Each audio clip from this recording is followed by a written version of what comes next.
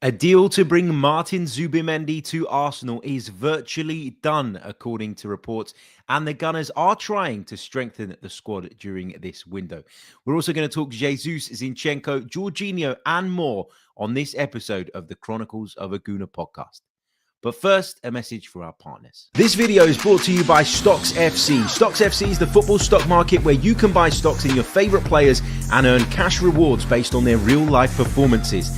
To get you started, they're giving away 5 free stocks to every user that signs up this month, offering you the chance to familiarise yourself with the platform. Buy stocks in young players you fancy to prove themselves and watch their stocks rise, or invest in those you see as solid performers who will maintain their value. Earn weekly dividend payments every time your players score goals, make assists and play key passes. Your free loan stocks are eligible for payouts for a month, so why not give it a go?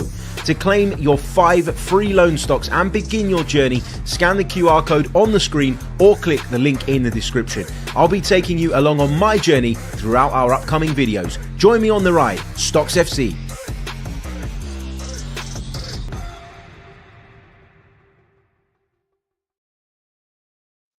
Hey everybody, how's it going? Welcome back to the Chronicles of a Gooner podcast with me, your host, Harry Symeou. Hope you're all doing well on this Tuesday afternoon. Apologies for the lack of an episode yesterday. I've been in bed sick for the last 24 hours. I've got no idea where it came from. It must have been one of those 24-hour bug things. I felt sick, I felt dizzy, I felt nauseous, I felt horrible, and I couldn't do anything. Literally couldn't do anything. So we did miss out on an episode yesterday, and I apologize for that. I'm feeling a little bit better today. Not quite at 100%, but this Martin Zubimendi stuff certainly perked me up a little bit when I read it just a couple of hours ago. Lots and lots to get into on today's episode. We're going to talk Zubimendi, but we're also going to talk about a number of other things as well. Gabriel Jesus' injury not looking good. We're going to talk Zinchenko, Jorginho with a move to Arsenal. But before we dive into the thick of today's content, if I could ask you guys to leave a like on the video, because it really, really does help. Subscribe to the channel if you're new, and if you're listening to us on the audio platforms, please do leave us a review. Let's say some hellos, because there's plenty of you in the live chat. As always, we've got Rumble, we've got Colin, we've got Adam, Junior Gunner, Halo, Hacker, Richie is with us. Leroy is with us. We've got Yon Tora, Sam, Guna Dean, Gunner 329, Gunner Deja Vu. We've got who else we got? We've got so many names. I'm trying to pick them out. Owen, good afternoon to you, mate. I hope you're well. John Daly's with us as well. Jasper, we've got Dozy with us. We've got Bernie, and this is a really, really, good.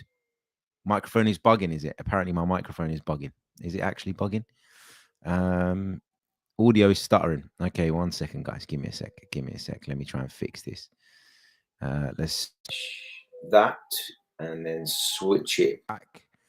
Is that a little bit better? Let me know. Is it chopping up? Is it okay? Audio sounds good. Okay, we're good. So yeah. Where to begin? I don't want to begin with the Zubimendi thing because that's kind of the main story, right? So I want to get to it a little bit later on. We can discuss that in a lot more detail later. But I guess a point that was made in the live chat, which I think is a really good point. I'm just trying to find it now.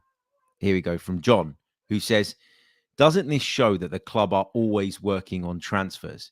Just because the ones shouting and hollering know nothing, Arsenal are doing everything they can for us fans. Trust them, please. Look, I don't have any issues with people sort of criticizing the club's transfer policy or feeling frustrated at the fact that we very, very clearly need recruits in certain areas and that that's not happening or not been done. Like, I get that. I get that people are frustrated. I get that people are upset. I get that people are angry. But I think for me, there's been so much discourse over the course of the last week that it almost feels a little bit over the top. Okay. And I know that we've gone out, well, I say we've gone out of one competition and we're on the cusp of going out of another. And, that leads to frustration. That leads to, people feeling down in the dumps, that leads to a lot of people that were maybe questioning the summer business turning around and saying, I told you so, etc., etc. But one thing that's become apparent to me, at least over the last sort of 24, 48 hours, and as I say to you guys, I've not been that well over the last sort of 24 hours, and I've tried to limit how much time I've spent on my phone or my laptop, because I just couldn't face the screen time, to be honest with you. But I do feel that having sort of spent some time post the game against Man United on Sunday night, and then a little bit on Monday morning, that quite frankly, some of the content that comes out around our football club is disgusting. Like, it's vile crap. And I can't believe that there's an audience for it, to be honest with you. And, people will say, oh, each to their own, blah, blah, blah. And yeah, each to their own. And that's why I'm not going to sit here and dig out individuals, because I don't think that's necessary.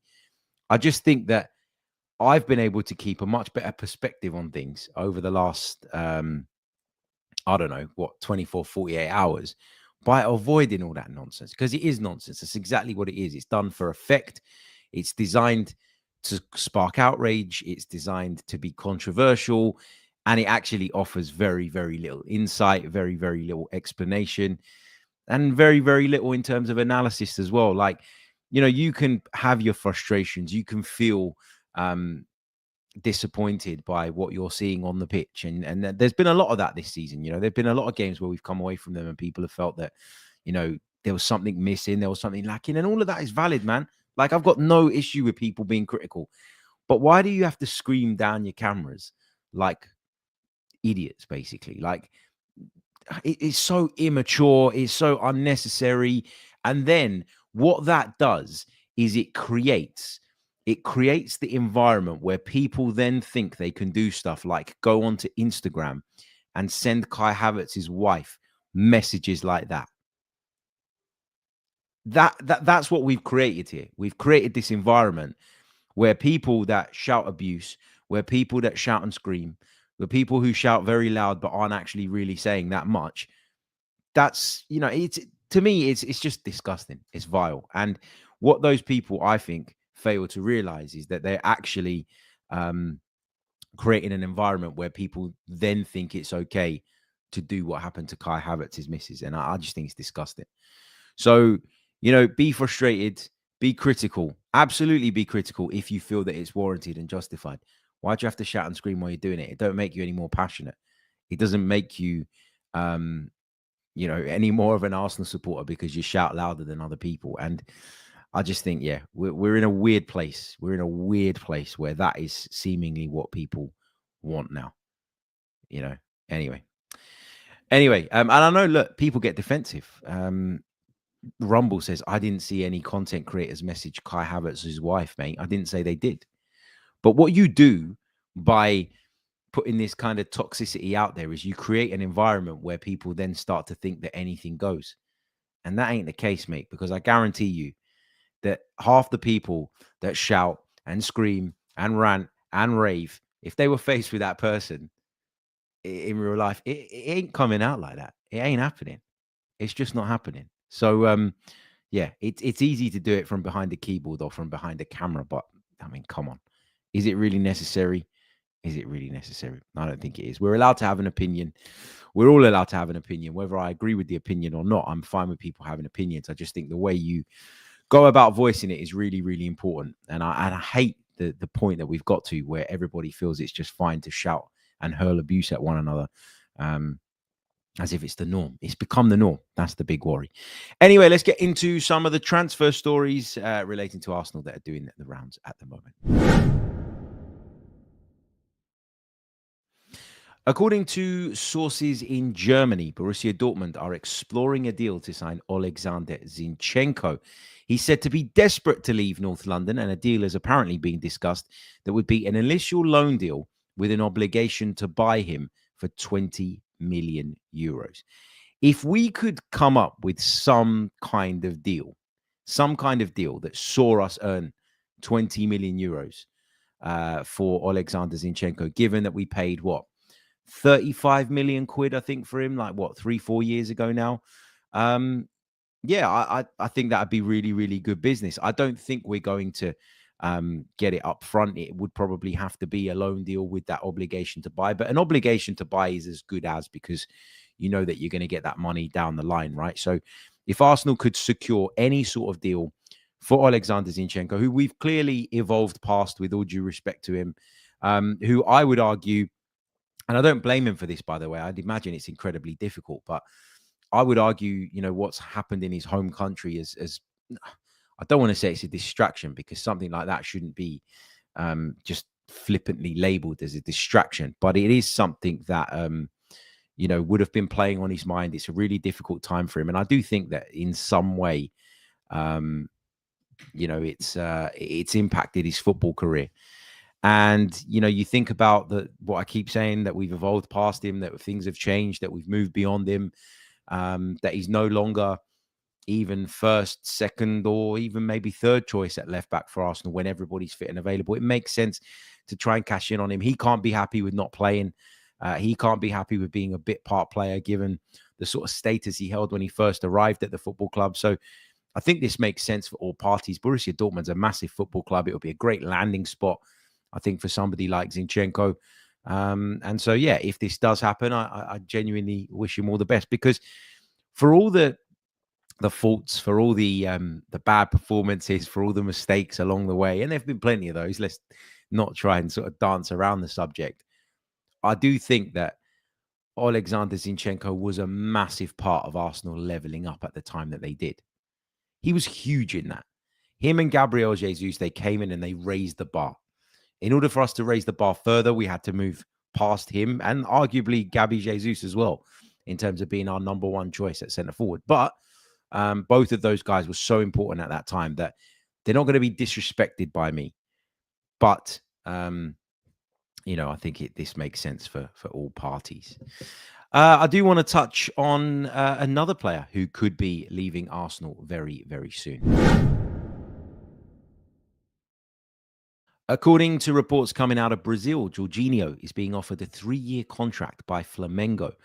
And when you're 33 years old, a 3-year contract is a pretty big deal. Now, obviously, the salary is not going to be like the salary that he's on at Arsenal.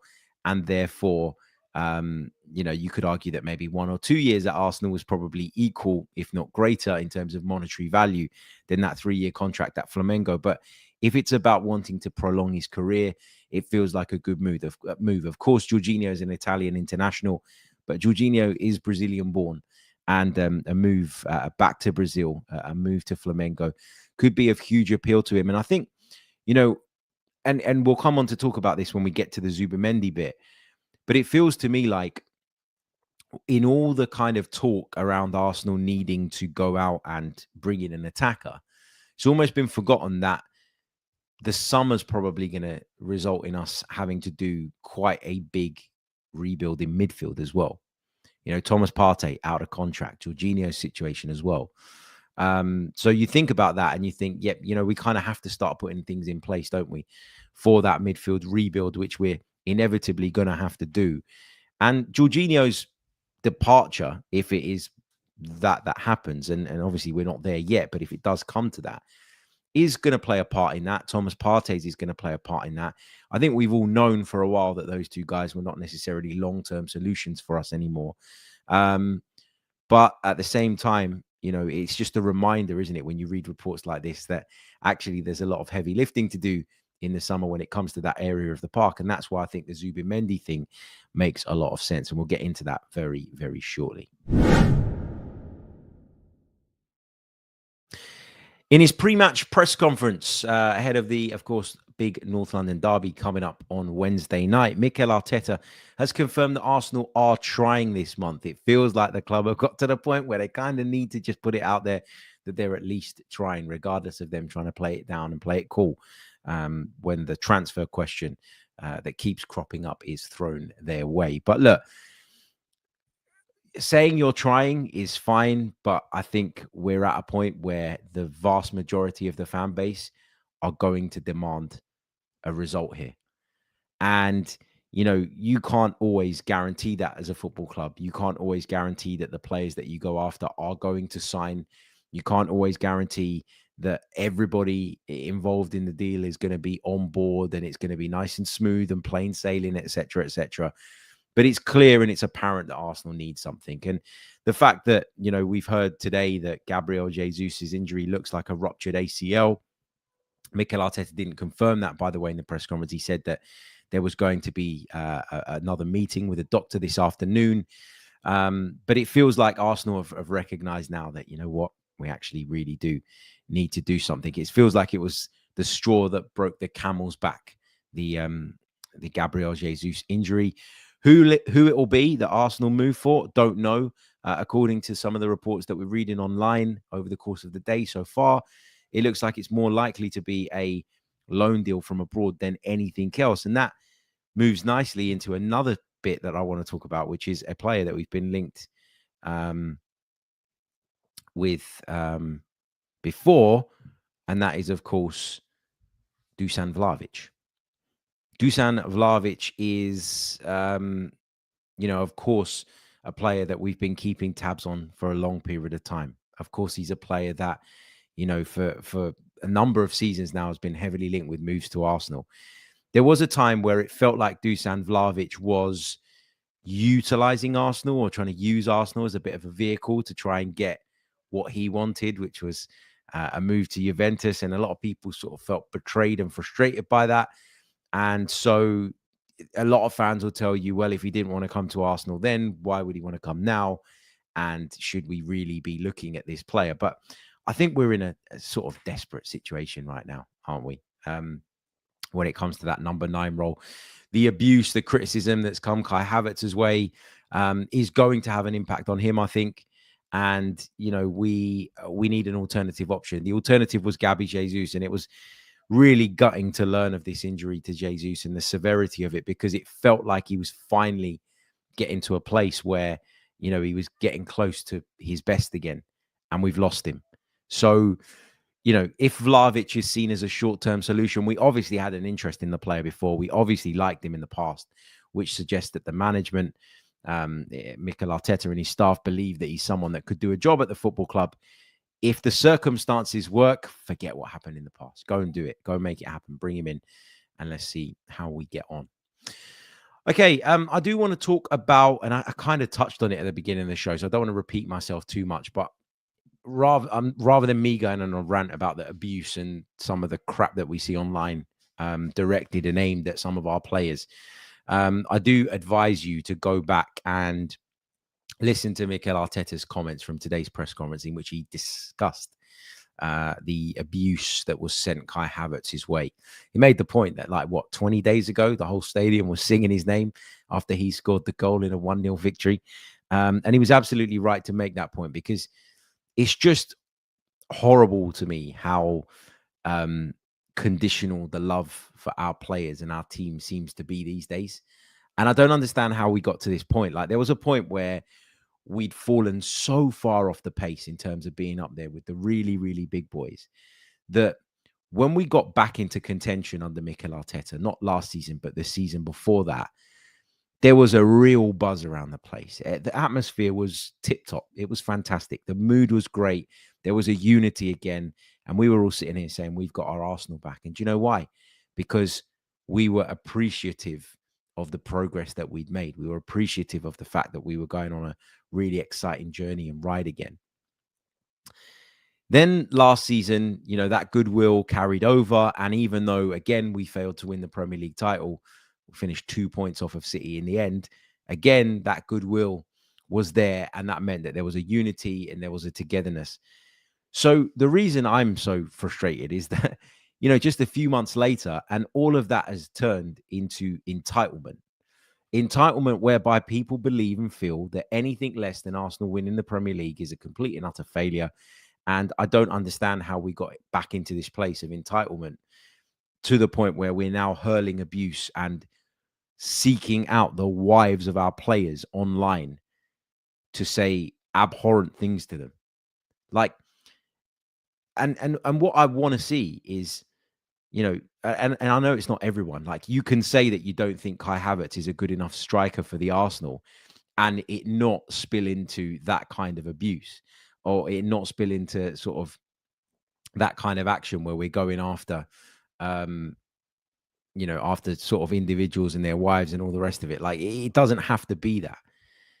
But I don't think I'll ever understand it. I don't think I'll ever understand it. I don't think I'll ever understand why people want to be that way, why people think that that's okay. And it goes back to what I was saying right at the start of the pod, which was, look, you can be passionate and angry and frustrated and all the rest of it. But just know that when you go online and you put that kind of vitriol out against an individual footballer who's ultimately a human being at the end of the day, you are creating an environment whereby people think that it's okay to then do what I've just described, which is crossing the line, which is pushing the boundary beyond what's reasonable and beyond what's acceptable.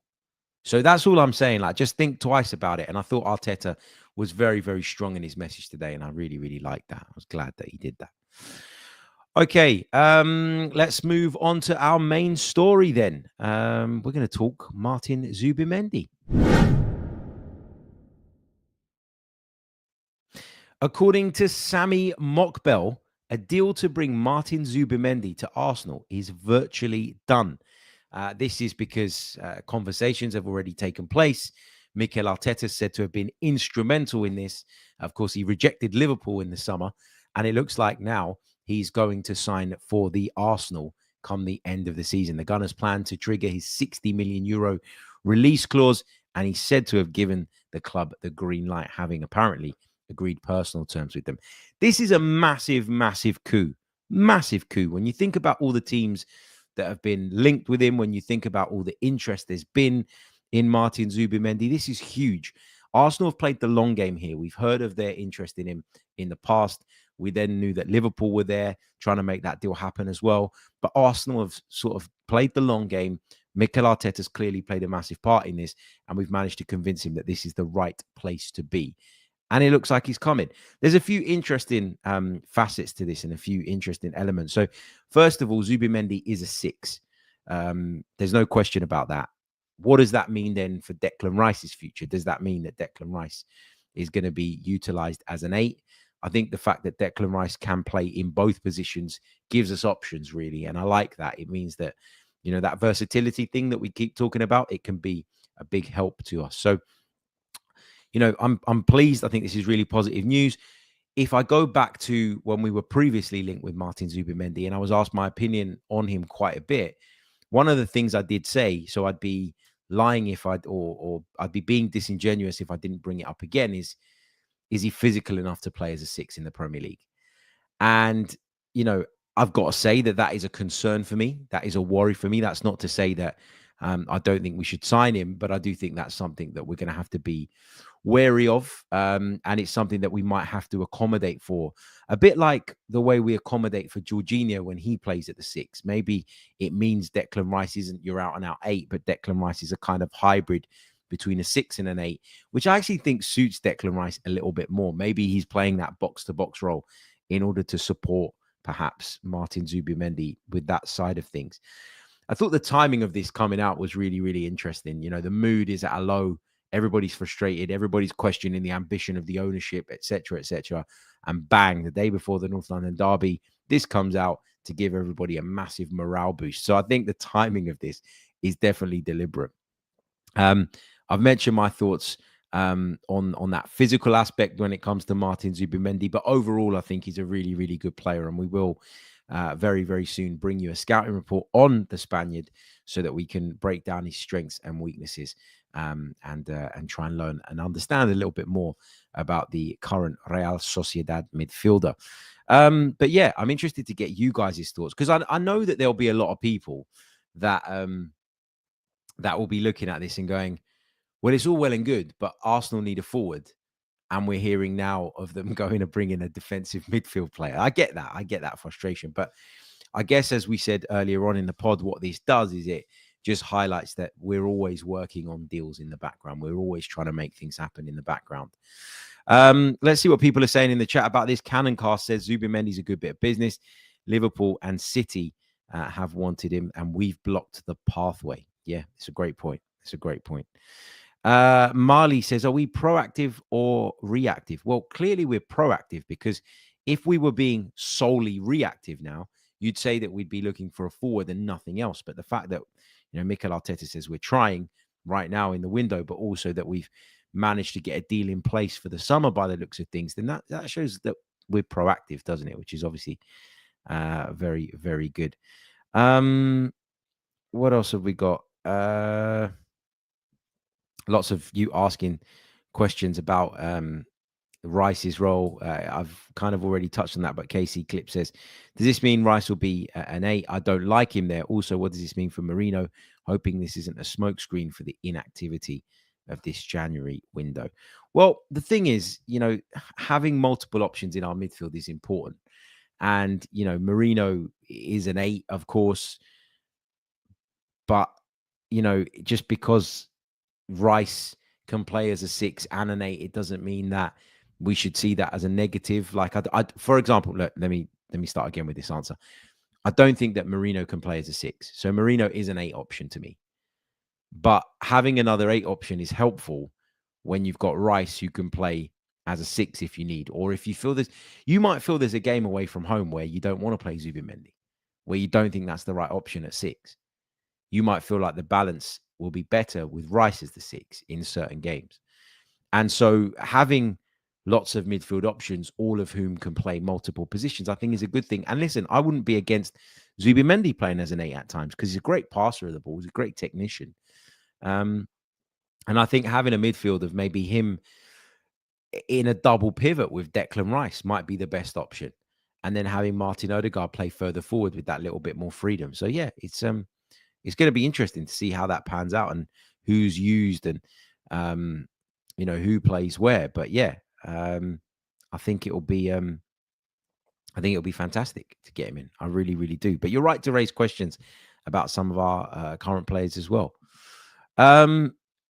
Sam says, Harry, do you think this deal has anything to do with our links to Alabe? Maybe, and he might have played an instrumental part in this as well. We just don't know. But yeah, it's a deal that, look, some people are saying in the chat that doesn't raise morale because, it's not something that's happening right now. Well, it does, because it at least reassures you that Arsenal are trying to do business in the background, whether you know it or not, is what I would say. Dixon says, Zubimendi has chosen Arsenal because of Arteta and the high levels Arsenal have attained in the last 2 seasons. This is a coup for the guys. Absolutely. Absolutely. I completely agree. There was one other comment that I saw there that I really wanted to touch on. It was something about Arsenal needing a 6 or needing a defensive midfielder or not needing a defensive midfielder. Well, we do, because as I've highlighted already on this episode, like when we get to the summer, we're probably going to lose Partey. We're probably going to lose Jorginho. And then that's 2 of our defensive midfield options gone. So of course we need to bring one in. I don't really understand where that view comes from. Gunner329 says we need more progressive passers. If Zubimendi fits that mold, then I'm for it. He absolutely does. He's absolutely a progressive passer. And I'd love to, to see him pulling the strings at the base of the midfield. Again, as I say, like I do have my concerns about Martin Zubimendi. I expressed them in the past. So I'd be a liar or a hypocrite or disingenuous if I was to ignore them now. And my concerns are about his physical abilities. Can he hold his own in the Premier League as a kind of sole 6, or do we need to adjust a little bit to accommodate for him? We'll see. We'll see. We'll see how that goes, of course, over the course of time. But yeah, Martin Zubimendi seemingly on his way to Arsenal, which is really, really exciting stuff. I am going to leave it there, guys. As I say, I've been feeling a little bit under the weather over the course of the last 24 hours. And the more I talk, the more sick I feel. So I'm just going to leave it there for today. But before we sign out, of course, I just want to remind you guys that this podcast is in partnership with Stocks FC. Check them out. You can get your 5 free loan stocks by scanning the QR code bottom right-hand corner of the screen or clicking the link in the description and build your portfolio. Of course, your free loan stocks will earn you points and weekly dividends over the course of the first month. Should you wish to build up a portfolio and watch how your players do, go for it. It is great fun. But let me be clear, this is not a get-rich-quick scheme. Only do this, only play this if you can afford it. I'm having a lot of fun with it at the moment, even though some of my stocks have fallen because certain players I've got in my portfolio are not doing that well at the moment. But I'm waiting for the upturn. That's how the traders do it, isn't it? Stocks FC, check them out in partnership with the Chronicles of Aguna. We thank them so much for their amazing support of the show. And yeah, we'll be back with another episode very soon, where we'll be building up to that big North London derby on Wednesday. Until then, take care of yourselves and have a great day. Zubimendi's a Gouda. Not quite, but nearly. Virtually done, they tell us. Enjoy.